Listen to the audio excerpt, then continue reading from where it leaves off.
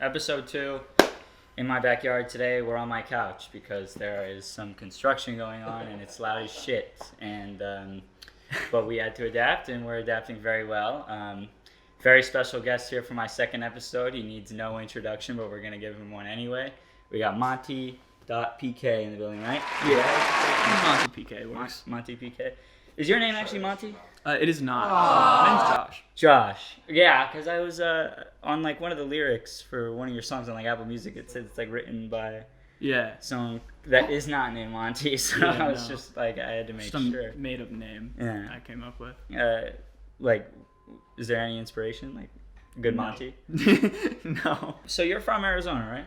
I was actually born in San Diego. San Diego. So, but did you move here young or? Yeah, so I moved to Arizona 8th grade. Mm-hmm. So I've been here a while, long enough, honestly. I want to talk about your music, first of all. So when I'm trying to find your music, obviously I first heard about you on Instagram, and then I found out about your TikTok. And then I was like, well, this guy must have like a shit ton of music out. And I could only find the SoundCloud EP from 2018, Apathy, right? Mm-hmm. And then the 2019 like single EP, Zero. And is that all you have right now on the internet? That is all I have out right now. Uh-huh. Yeah. And is everything else like in the vault? You're sitting on it or what? Yeah. So I have a song coming out tonight. I don't know if you knew that. Yeah. I don't know if you knew that. Yes, of course. Other than that, yeah. So I wasn't making music for a couple of years between 2018 and now. Mm-hmm. I kind of just started like getting back into it because TikTok worked out, and I was like, oh, I have a platform. Like, let's see what I can do. Yeah. Type of thing. But before then, I was just more treating it like a hobby, like not really taking it super seriously and just doing music when I had the time, just because I enjoyed it. And then now, obviously, things are a little different. Like, I'm trying to take it more seriously from here on, but before then, it was just kind of like when I had the time. Yeah, I mean, I was on your TikTok. It says your first TikTok was in August of this year. Is that actually when you started your TikTok? Yeah. So in 4 months, you've gained 70,000 followers. That's pretty insane. What's it like to go viral like that? Like to have, like just like hop on the app, do some stupid shit, and then 4 months later, you got 70,000 followers. People that actually appreciate your work.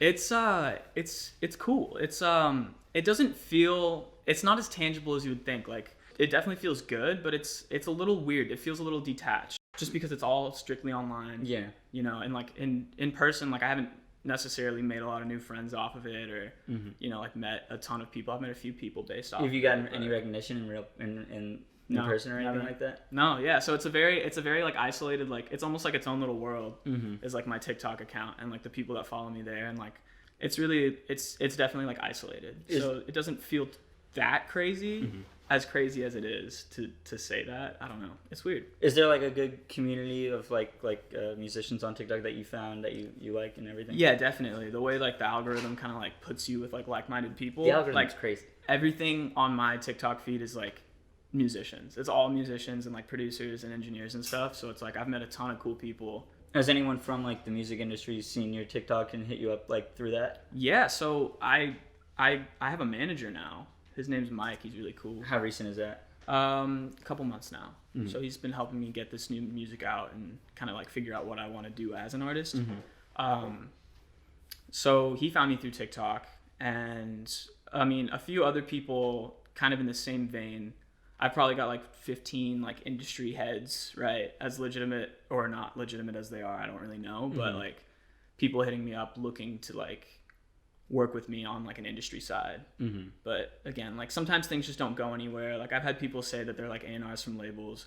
Don't know if that's true. We'll never hear back from them. They'll be like, send me some stuff, and I do, and then they just kind of like disappear off into the mist. So sometimes it's fishy like that. You don't really, it's hit or miss. I wouldn't like be too fast to say that it's sketchy in a sense, because obviously like if you're an A&R for a label, you're probably hitting up like 100 people a day, because your goal is just to find anyone that you can. Especially on TikTok. Right? Yeah, especially on TikTok. That's like a gold mine for that type of stuff. Yeah, so it's exactly. Like those guys are probably just like hitting up like 10 people a day, finding them, and then sending them to whoever they work for, mm-hmm. and then it gets filtered out from there. Yeah, honestly. No, the whole TikTok business of like just being able to put something out there if you're talented and people will see it, and obviously you can sing. But what advice do you have for someone trying to blow up on TikTok that has no talent and no special abilities? No talent and no special abilities? I mean, I don't know, because I'm not on that side of TikTok. You know, it's like, I know one big thing is just being really consistent on the app is like a huge thing if you want your profile to grow. So it's like, I mean, no matter what you're doing, if you're posting like once a day, it's going to be better than not posting once a day. Yeah, you know, just get in people's face. Yeah, stuff like that. And it's like not diluting hashtags and stuff like that. I mean, if you really want to get into it, it's like if you use too many hashtags, you can like confuse the algorithm as to where your video should be pushed and stuff like that. Mm-hmm. So it's like best to keep it simple. So that's how it works. It's not like as many hashtags as you have. That's how many feeds it'll go to. No, definitely not, because the algorithm's trying to figure out where to put the video. Mm-hmm. Like, and so if the hashtags have like conflicting like interests, then it can get confused and just like end up places where it shouldn't, type of thing. You know what I'm saying? Yeah. But it's interesting because it's like there's other things to it too. It's like you think about TikTok, you know, you have people's attention for like 4 seconds before they're just going to swipe away. So that's another thing about it too that you have to think about is like how quickly are you grabbing attention, and if you're able to keep it for as long as your video is, right? It's like my best videos are usually short, like really short, like 10 seconds long, because people just like they have the time to watch 10 seconds and they'll respond to that. But if it's like the algorithm knows if people swipe early, you know, it knows everything. So it's like, so you're dug into your TikTok research. You know how it works, and you know the do's and don'ts. Yeah, I've learned a little bit just from talking to other people on the app, and like, yeah, like one of the people that hit me up like really early on was like a TikTok marketer, mm-hmm. which was really interesting. We talked for a long time. I haven't talked to him in a while, but like he hit me up like when my first video blew up. He was like, "Yo, like, let me help you out." Like in the sense that he was like, he just kind of like taught me all this stuff. This like everything I just said, he kind of told me. He was like, "This is what you got to do," and then like. To this day, I don't know what his intention was or why he hit me up. I was gonna say that.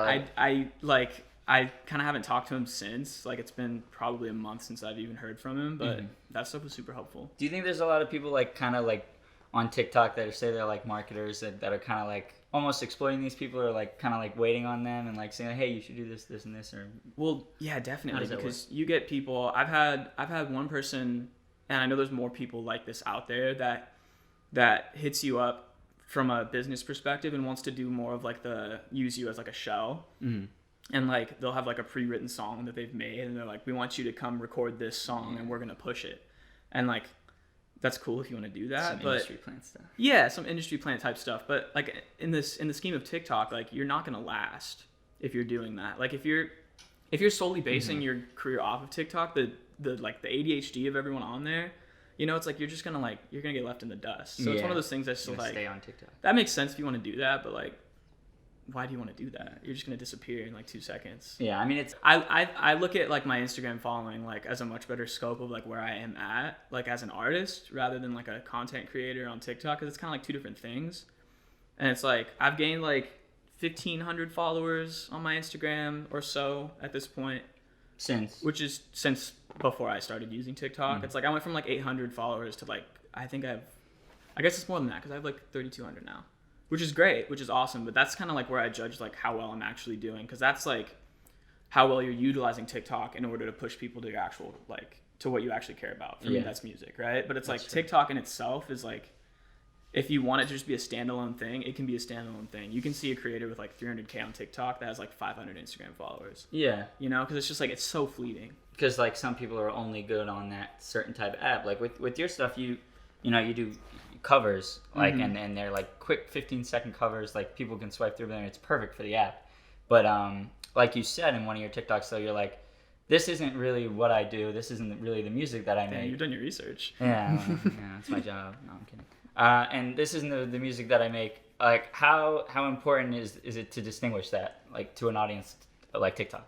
It's tough. It's tough because I never really know, like, how to approach that. Mm-hmm. You know, like, I don't really know what I'm doing. It's like, I'm just, like, I started out just wanting to reach as many people as possible, and a lot of that was, like, doing songs that people requested of me and, like, learning new stuff. And it's, like, people always wanted me to do, like, Juice WRLD and Kid Laroi and like X songs, which I get. Like I hit that audience. I think because my hair's pink and Lil Peep had pink hair. Yeah.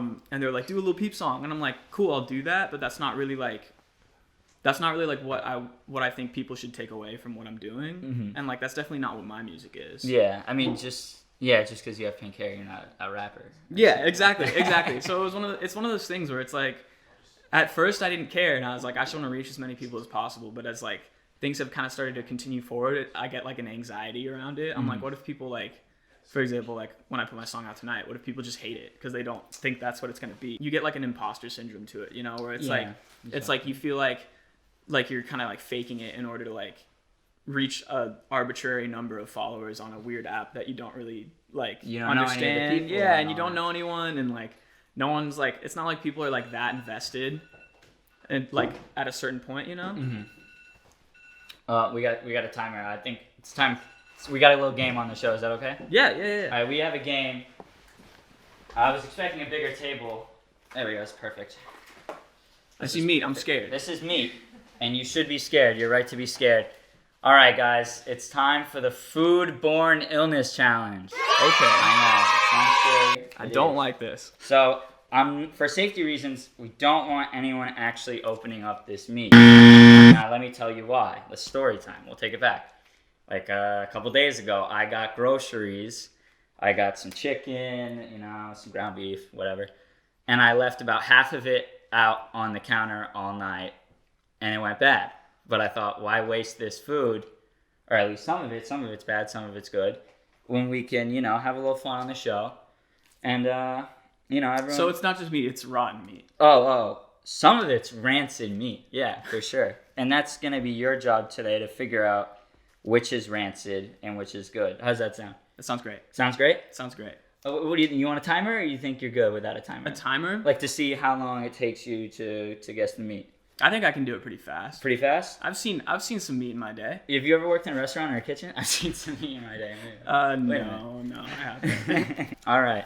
There we go. Number 1 is chicken breast. This is chicken breast. Wait, do I get to know how many of them are rancid and how many are not? No. That's not fair. Okay. I'm going to say... And show the camera, too. Just because we don't have a guy up here with the camera, but as you can see... I'm gonna say this is bad. I'm getting bad vibes this from is bad? it. I'm gonna say it's bad because the color. And what about the color? I don't know. Okay. I just got the feeling from the color. So it this doesn't one, look good. Bad. What's next? Let's go. Should we do 2 chickens in a row? Yeah, let's see. Let's go 2 chickens in a row. It looks exactly the same. So this one's bad. Well, now I'm feeling like there's a trick. No, this one's good. This one's good? Okay. That one's bad. This one's good. Let's go pork. What do you know about pork chops? Nothing. This looks delicious. This looks amazing. Look at this. That looks great. It looks great. I'm gonna go with this is good. This is good? It looks great, yeah. The last one, we got 2 things of ground beef. Ground beef's a little tricky though. There's really not too many telltale signs about ground beef. Yeah. I don't know. It just looks like worms. Yeah, it does look like worms. It looks gross. It doesn't look like cow intestines or some shit. Maybe the bubbliness is a clue, huh?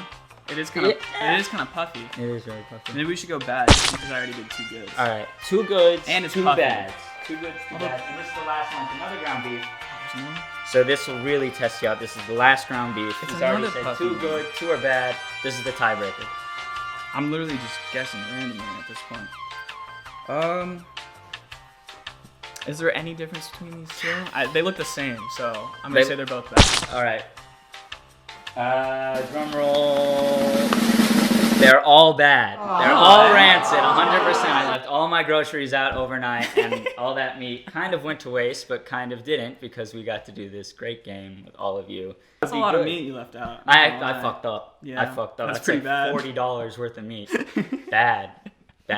Yeah, I fucked up on that one. I'm not gonna lie to you.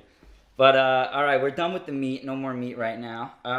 Let's get back to music. Let's really dive into your music. We've been talking a lot about TikTok music and TikTok. Let's talk about your music. Your sound. I don't want to get into a whole genre thing and trying to put you in a box. How would you describe your own sound? I don't know. I would say I take influences from like kind of like indie pop stuff, as well as like some like hyper pop stuff, and like I love hyper pop. Yeah, and some of like the as far as my new stuff, which like my old stuff is completely different. That's just like sleepy R&B, you know, which is like fine. So this new stuff is different than the last 2 EPs completely? Yeah, I mean there's some songs that are kind of similar off of like the SoundCloud EP. Like I would say it's pretty similar to what I'm doing now, just like me being a little better at it, you know? But yeah, so it's like trying to take in like some like almost like alt rock and indie pop and like hyper pop type stuff, and make kind of like a nice like electronic pop, like with a little rock influence. Some guitar on it too, right? Yeah, exactly. How long have you been playing guitar? Since like first grade. It's been forever. Yeah. Sweet. That's awesome. Music's been a part of my life since I was a baby boy. Since I was a little boy. In what way? Your parents? Yeah, it was well, no, it was just like after I lived in San Diego, I only lived there for like 2 years. I moved to San Jose, California, which just the area I was in, like classical music was like a big thing. So it was like instead of like playing baseball after 4th grade, it was like you're gonna go to piano class. So that was just kind of like normal, and it was like we need to put this kid somewhere for an hour after school because we don't want to take him back yet. So they put me into like a little piano class. You talked about you like hyperpop. I saw that Glaive follows you on Instagram. Yeah. Do you have any like a relationship with him or something? Not really. I covered a Glaive song on TikTok, and it did really well on TikTok, so I posted it on Instagram. And then I guess somehow maybe someone sent it to him. I did tag him, so maybe he just found it. And he just like reposted. He was like, "Hey, this is sick." And Glaive, I know the Overcast guys. Yeah, he did a video with Overcast. Yeah, he did a video with Overcast. You have a video with Overcast? No, I do not. I'm not. Or I'm not that cool. It's coming yet. up soon with this new single. I'm not that cool yet. I'm hoping to work with them one day, but right now we're just friends. Yeah. But like I've built like a friendship with those guys, and they're super cool. And then through that, I've kind of met like a lot of different people. So I didn't meet Glaive, but like I was followed by some other artists that Glaive follows. I have Eric DOA following me now, and like some other people. So yeah.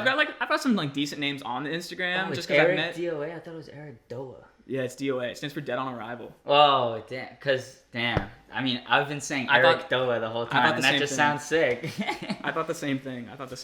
But yeah, so I've kind of just like gathered like a few like cool names on my Instagram, which I feel like opens the doors to like talking to more people, if that makes sense. Definitely. Definitely. And it makes me look a little cooler than I am. So you've got this incredible pink hair dye job here.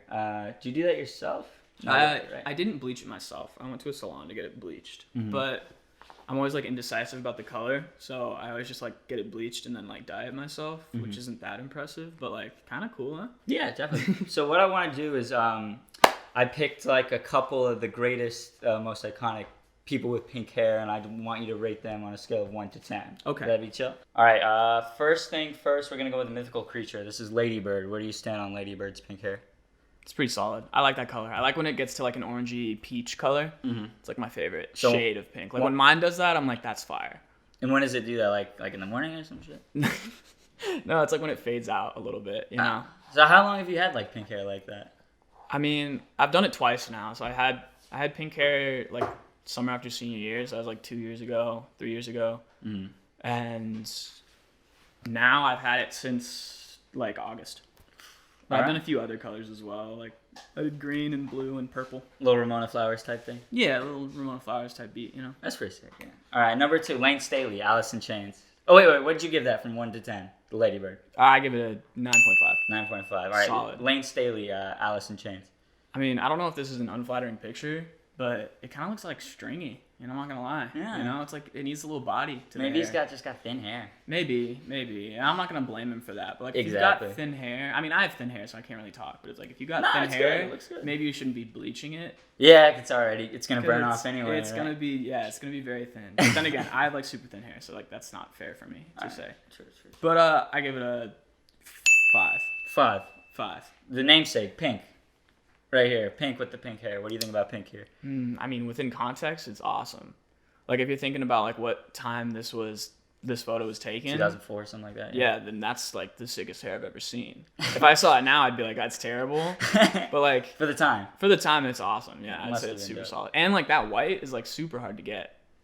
You know? Oh, that pink with frosted tip. Yeah, to get that like white color, like I've tried to do white hair and it looked awful. Yeah. Terrible. Well, I mean, she's got respect the money for that for the too. Crazy hairstyles. That's true. Yeah, that's true. Like that. 1 through 10. What are we giving this one? 8. 8. 8 for Pink.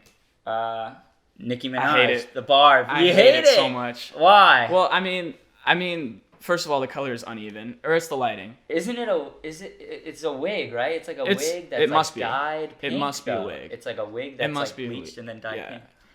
I do love Nicki Minaj. Don't get me wrong. Oh, okay. Full respect. So you for are Nicki a Barb. Absolutely. 100%. Barb. Okay. But gotta get that out of the way first. But Don't like that hair. I'm gonna give it a 3. All right, at least you're honest with us. 3 right there. And I think this is the last one, Lil Peep. The OG. I mean, at least for my generation. Yeah. It's got to be a 10. It's so good. It's got to be a 10. Actually, It's so good. He kind of popularized it for guys. definitely. You know, he reminds me of, you ever see Drake and Josh? That episode where they have to wear pink wigs? Oh, Drake yeah, and yeah. Josh? I've gotten a comparison to that picture of Drake Bell with the pink wig Yeah, on. exactly. All right, I think I have one more, actually. And Ramona Flowers. 12 out of 10. 12 out of 10. My sexual awakening. I had this argument that Ramona Flowers is the basis of the e-girl movement. What do you think? I see no reason not to think so. I think she's the archetype. I mean, she has to be. she has to be. That's just I mean, look at those bangs. Like the way they're like kind of like short bangs. Yeah. That's like the most e-girl thing. the long, and the choker. That's like the most alt thing that like people are too afraid to do because they're like too normal for that. They're not alternative enough. Yeah. Well, Monty, anything else you want to tell the people? Anything else you want to tell the fans before we wrap this up? Other than listen to my song that's coming out. Yeah, I mean, yeah, by yeah. that time, it'll be out by the time they see it, huh? Oh, give them the title, give them the deets. It's everything. called TMB. It stands for Take Me Back. It'll be out on all platforms under the name Monty.pk. I'll have links in my socials if you want to give that a look. I hope you like it. If you like it, DM me and tell me you like it. Yeah. And then I'll give you a kiss. Yeah, and before you go, Monty, we have a gift courtesy of my PA, my wonderful PA here, Nick Maker. He brought this just for you. Go ahead and unwrap way. that. A gift from me? Oh my goodness. Now make sure we can get some of this in the shot. It is double-sided, yeah. Look at this beautiful Red Dawn poster. Red Dawn, the remake. What year is that? 2010? 2011. 2011, I'm hearing. I have no idea what it is, but I like it. It's double-sided, you say? Yeah. Oh, dang, was- look at that. It's flipped on this side. I think it's based off a That's movie kinda in the heat. 80s where they're like, their dad was kidnapped by the Soviet Union. And That's not. Oh, wait. Is that? That's not. Like, what is it, no? No, it's the Russians the invaded Russians the invaded US, America, and some Yeah. high schoolers are like. and some high schoolers and then some ex-military personnel. It's white people with guns. Oh, yeah. Well, it's Josh Peck. They form a guerrilla. Josh Peck is his own thing. And that one dude from. I like the backwards side. All right, that's it. Thanks for another great episode. Monty, thanks so much for being a part of this. Absolutely. Thanks for having me. This Yeah, is fun. loved having you on, man. Of course, you know, everyone listen to the new single tonight. And follow him on TikTok, Instagram, all that good stuff. And also follow the Chic Daily. Make sure to follow the Chic Daily on Instagram, Twitter, all that good stuff. I really appreciate it. Thanks, guys. Till next time.